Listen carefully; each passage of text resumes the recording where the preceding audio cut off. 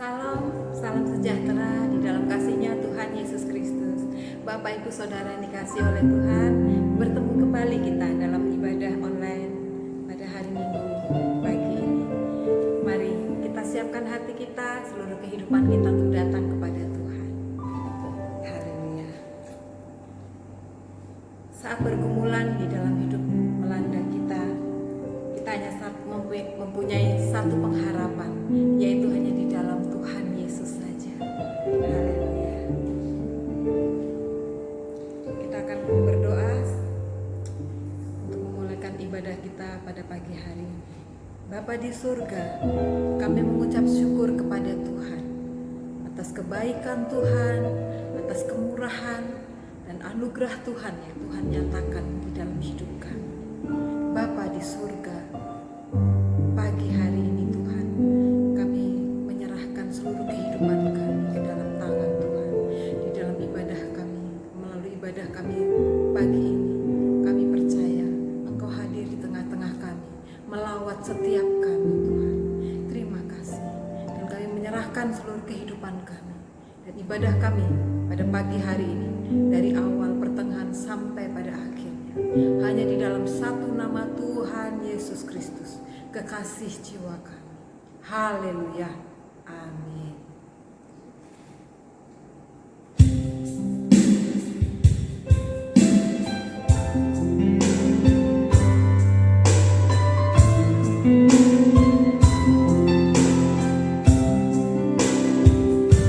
Saat kita tidak melihat jalan Tuhan, kita sama-sama saat ku tak melihat jalan, saat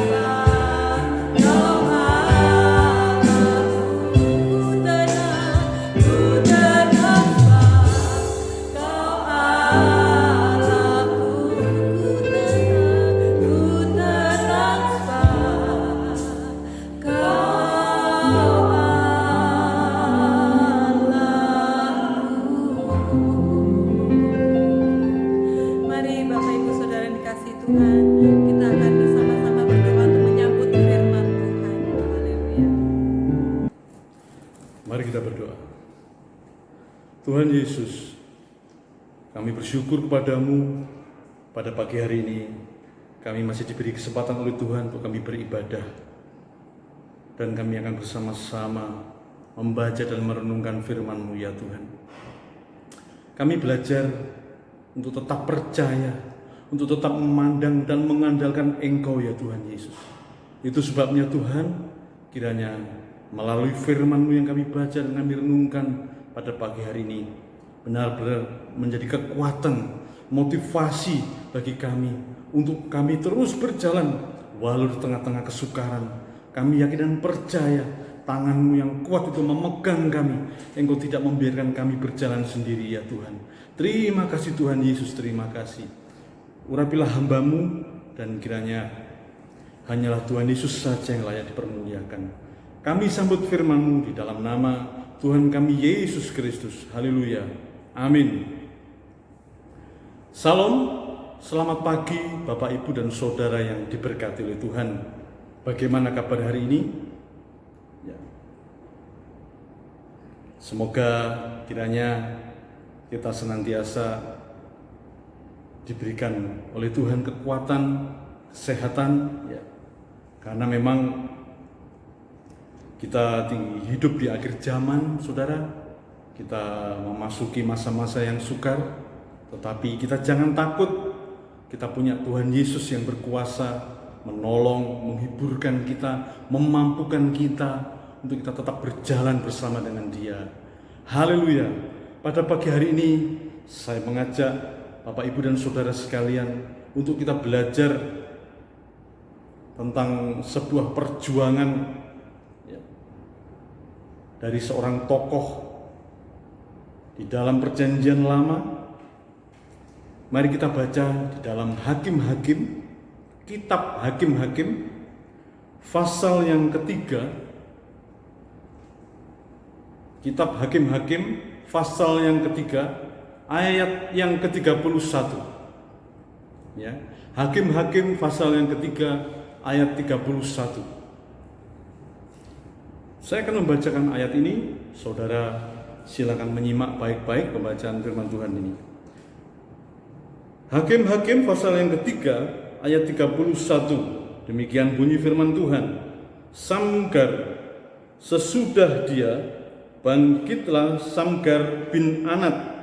Ia menewaskan orang Filistin dengan tongkat penghalau lembu, 600 orang banyaknya. Demikianlah ia juga menyelamatkan orang Israel. Ya. Puji nama Tuhan.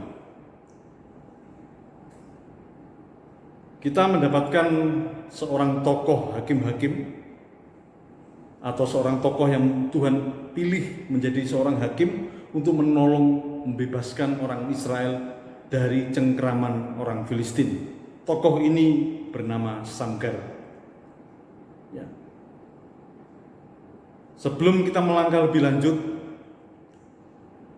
tema pada pagi hari ini adalah tidak beken namun keren, saudara. Ya. Mengapa saya beri tema demikian? Tidak beken namun keren, saudara.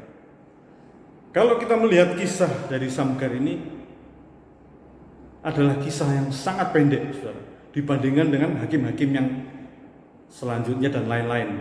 Ada Otniel, ya, ada Ehud, ada Deborah, ada Barak. Bahkan ada beberapa hakim-hakim yang kisahnya juga pendek, tetapi mereka masih ada 2 ayat, saudara. Ya, masih ada 2 ayat. Tapi di dalam kisah Samgar ini hanya 1 ayat saja. Pasal 3 ayat 31, saudara. Hanya 1 ayat ini, 1 ayat ini menceritakan tentang Samgar. Sangat pendek sekali kisahnya. Itu sebabnya saya mengatakan ini sebagai suatu hal yang tidak beken, saudara, tapi keren, saudara. Ya. Keren. Ya, kenapa saya menyebutkan keren? Ya, walaupun kisahnya pendek, tetapi di situ diceritakan bahwa dia menewaskan 600 orang Filistin hanya dengan menggunakan senjata tongkat penghalu lembu, saudara. Menurut catatan sejarah, ya, Samgar ini bukanlah seorang prajurit memang. Ya, jadi dia adalah seorang petani. Ya. Dari senjata yang dipakai ini kita dapatkan bahwa dia adalah seorang petani. Ya. Tetapi juga, saudara, dia tidak jelas apakah dia ini orang Israel atau bukan. Saudara. Silsilahnya pun juga tidak jelas. Hanya di sini disebutkan Samgar bin Anat, saudara. Tidak ada informasi yang lain. Dia dari suku mana, ya, dari keluarga mana, nggak ada kejelasan di sini. Berbeda dengan hakim-hakim yang lain seperti Otniel. Ya. Kalau Otniel sudah jelas di situ dia masih kerabatnya Kaleb. Kaleb kita tahu bersama dia adalah dari suku Yehuda. Juga ada Ehud, ya, dia dari suku Benyamin. Juga ada Deborah dan Barak. Deborah itu nabiah, tinggalnya di Rama, ya, daerah-daerah Rama itu daerah tempat wilayahnya Efraim kalau tidak salah. Kemudian juga ada Barak, ya. Kemudian juga ada Yefta dan lain sebagainya. Jadi masih ada kejelasan tentang keluarga atau kesukuannya, tetapi Samgar ini dia tidak jelas. Bahkan menurut beberapa tulisan-tulisan dari ahli teologi meyakini bahwa Samgar ini bukan orang Israel, tetapi adalah penduduk asli Kanaan. Kita tidak tahu, ya. Tetapi yang jelas Samgar ini tercatat dalam kisah hakim-hakim ini, saudara. Dan dia dipakai oleh Tuhan untuk menolong, menyelamatkan orang Israel dari cengkeraman orang Filistin.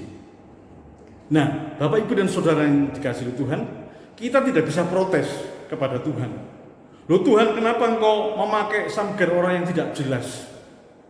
Bahkan mungkin dia juga bukan orang Israel. Kita tidak bisa protes kepada Tuhan, ya, karena Tuhan berhak memakai siapa saja yang Dia kehendaki, saudara. Tuhan punya hak, Tuhan punya wewenang. Dia bisa memakai siapa saja yang Dia kehendaki. Entah itu orang Israel, entah itu bukan, saudara. Ya, jadi kita tidak bisa memprotes Tuhan, karena itu adalah haknya Tuhan sendiri. Dia mau pakai siapa saja yang Dia kehendaki. Pada pembacaan ini kita akan melihat bersama, saudara, bagaimana Tuhan memakai Samgar. Tidak beken, tidak terkenal seperti hakim-hakim yang lain, saudara. Kalau kita lihat seperti Otniel, Ehud, Barak, Deborah, Gideon, ya. Kemudian juga Samson, Simpson, ya. Mereka punya cerita yang agak panjang, saudara, dan terkenal, ya, sering dikhotbahkan, ya. Simpson sering kita lihat, kita dengar khotbahnya dari sekolah minggu juga. Ehud, Barak, Deborah, Yefta, ya. Tetapi untuk Samgar ini hanya sedikit saja kisahnya, ya. Jadi tidak beken dia ini, tetapi keren, saudara, ya. Kita melihat, ya, ada 3 poin yang saya siapkan pada pagi hari ini, ya. Bagaimana kita menjadi anak-anak Tuhan yang keren, saudara. Keren di mata Tuhan tentunya, ya, bukan keren di mata manusia, saudara. Karena keren di mata manusia belum tentu keren di mata Tuhan, saudara. Artinya apa? Belum tentu berkenan di pemandangan Tuhan. Kalau hanya berkenan di mata manusia, itu belum seberapa, saudara, belum apa-apa. Tetapi kalau berkenan di pemandangan Tuhan, nah ini, saudara, seperti Samgar ini, saudara. Bagaimana kita menjadi orang-orang yang keren, ya, keren di mata Tuhan, saudara. Yang pertama, saudara, tentunya adalah iman, saudara. Iman. Jadi Samgar ini punya iman, itu sebabnya dia bangkit. Saudara. Dikatakan sesudah dia, ya, bangkitlah Samgar. Sesudah dia itu sesudah hakim sebelumnya, yaitu Ehud. Ya. Nah, sesudah Ehud, ya, bangkitlah Samgar bin Anat. Kenapa saya katakan Samgar ini punya iman? Iya, dengan dasar itu dia berani bangkit. Jadi dasar kita untuk bangkit adalah iman, saudara. Iman inilah yang memampukan kita untuk tetap bangkit berdiri di tengah-tengah masa yang sukar ini, saudara. Iman inilah yang menumbuhkan keyakinan, membutuhkan semangat untuk tetap bertahan di tengah-tengah masa yang sukar ini. Di tengah-tengah masa sukar ini kita membutuhkan iman, saudara. Mari Bapak Ibu Saudara sekalian, kita harus memiliki iman seperti Samgar ini. Dia bangkit, saudara. Tampil sebagai pahlawan. Kita juga harus bangkit. Jangan karena masa yang sukar ini kita jadi lemah, kita jadi tidak semangat. Mari Bapak Ibu, kita punya Tuhan Yesus. Ya. Kalau dulu Tuhan memakai Samgar, membangkitkan Samgar, hari ini Tuhan sanggup memakai, membangkitkan Bapak Ibu dan Saudara sekalian. Ya. Samgar, dia memiliki iman sehingga dia mampu bangkit. Dan saudara, walaupun dia bukan prajurit, dia bukan laskar, tetapi karena dia memiliki iman, maka dia mampu berjuang, berperang, saudara. Dengan senjata ala kadarnya. Sebenarnya tongkat penghalau lembu itu bukan senjata memang.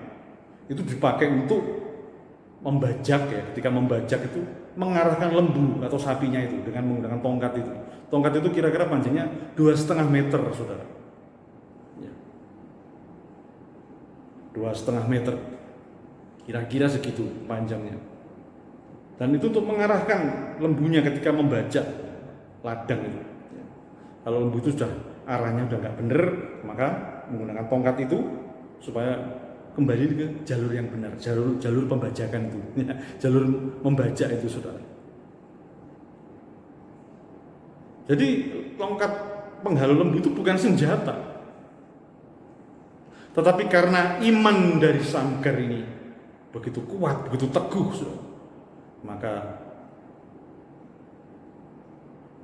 dengan senjata, dengan apa yang dia miliki itu mampu mengalahkan musuh. Tidak tanggung-tanggung yang dikalahkan 600 orang Filistin, saudara. Di sini tidak dijelaskan Samgar ini berperang sendiri atau dia mengajak orang-orang, ya, pengikutnya atau orang-orang di sekitarnya untuk bersama-sama. Tetapi yang jelas kita mencatat dengan tongkat penghalau lembu itu dia mampu menewaskan 600 orang Filistin, saudara. Iman, ya, saudara. Iman itu membuat dari yang tidak mungkin menjadi mungkin, saudara. Tidak mungkin cuman senjata, cuman bawa tongkat penghalau lembu itu, saudara, melawan orang-orang Filistin yang senjatanya besi, ya, logam-logam semua, saudara. Pedang, perisai, saudara. Rasanya nggak masuk akal, saudara. Kita tidak bisa membayangkan. Kalau saudara nonton film-film kungfu Cina, saudara, martial arts, ya, saudara. Di situ ada salah satu ilmu silat, jurus dari Gaipang itu, ya, Kaipang, 18 naga. Jadi kalau orang memiliki ilmu 18 naga itu dia bisa mengalahkan orang yang jumlahnya banyak ratusan dengan hanya mengerahkan tenaga dalamnya. Itu kalau dalam film-film kungfu seperti itu, saudara. Ya. Entah itu bisa dilakukan sungguhan atau tidak ada buktinya. Tetapi firman Tuhan mencatat, hanya dengan tongkat penghalau lembu itu Samgar mampu mengalahkan 600 orang. Ini iman, saudara. Iman itu merubah apa yang tidak mungkin menjadi mungkin. Apa yang mustahil menjadi tidak mustahil. Maka dari itu, Bapak Ibu Saudara sekalian, milikilah iman, ya, seperti Samgar ini. Yang kedua, saudara, prestasi. Milikilah prestasi seperti Samgar ini, saudara. Walaupun dia tidak terkenal seperti hakim-hakim yang lain, tetapi prestasinya nyata. Dia mampu mengalahkan 600 orang Filistin. Ini mengajarkan kita, ya, bahwa masalahnya bukan terletak kepada kita ini siapa atau kita ini apa, tetapi apa yang sudah kita kerjakan, saudara. Apa yang sudah kita hasilkan, itu yang penting, saudara. Tuhan menuntut buahnya, Tuhan menuntut hasilnya, saudara. Tuhan tidak mempermasalahkan siapa kita, latar belakang kita apa. Tidak, saudara. Tetapi yang Tuhan lihat adalah apa yang sudah kita perbuat. Prestasi apa yang sudah kita perbuat. Ya. Selama kita mengikut Tuhan, ya, bertahun-tahun kita beribadah, mengikut Tuhan Yesus, melayani Tuhan Yesus. Sudahkah kita menjadi berkat bagi orang lain? Sudahkah kita menghasilkan sesuatu yang kita bisa persembahkan untuk Tuhan? Ini yang penting, saudara. Bukan persoalan kita ini siapa, kita ini apa, latar belakang kita ini siapa. Bukan itu masalahnya. Yang jadi masalah yang Tuhan lihat adalah apa yang sudah kita hasilkan untuk Tuhan. Apa yang sudah kita hasilkan untuk Tuhan. Samgar, dia sudah menunjukkan prestasinya.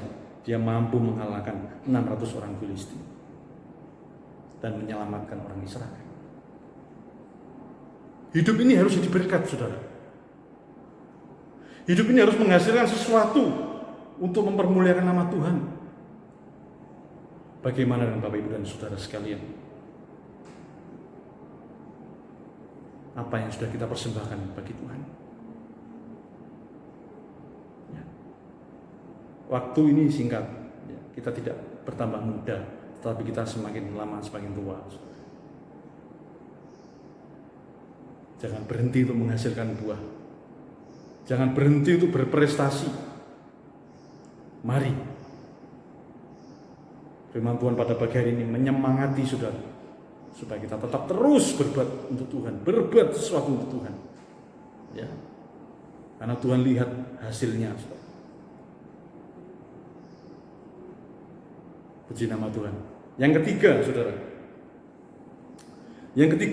kalau kita baca kembali pada bagian yang terakhir dari ayat 31 itu dikatakan, demikianlah ia juga menyelamatkan orang Israel. Ini adalah motivasi. Jadi yang pertama tadi iman, Samgar itu memiliki iman. Yang kedua, Samgar mencapai prestasi atau memiliki prestasi. Yang ketiga, Samgar memiliki motivasi. Dia tidak cari terkenal, saudara. Enggak, makanya tuh kisahnya hanya diceritakan pendek, sangat pendek sekali. Dia tidak cari ketenaran. Bagi dia nama beken tuh enggak penting. Yang penting adalah apa yang sudah dia lakukan, saudara. Dan untuk siapa dia lakukan itu. Nah, ini yang penting, saudara. Yang ketiga adalah motivasi. Motivasi adalah menolong orang banyak, menolong orang Israel, menolong umat Tuhan.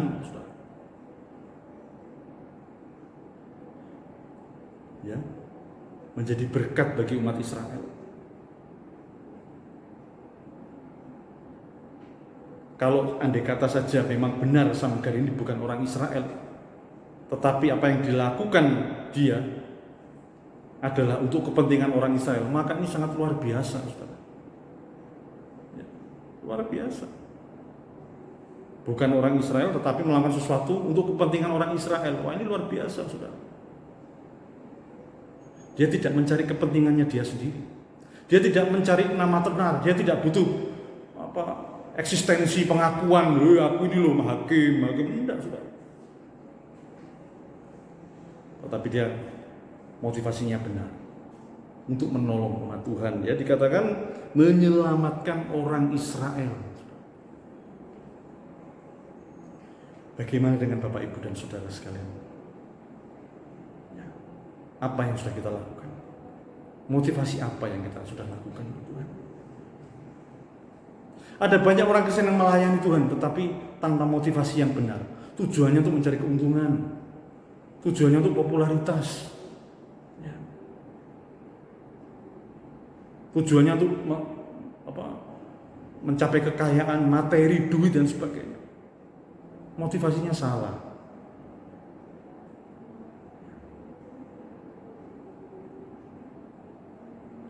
Mari saya mengajak Bapak, Ibu, dan saudara sekalian, kita kembali melihat hati kita masing-masing. Sudahkah motivasi kita benar?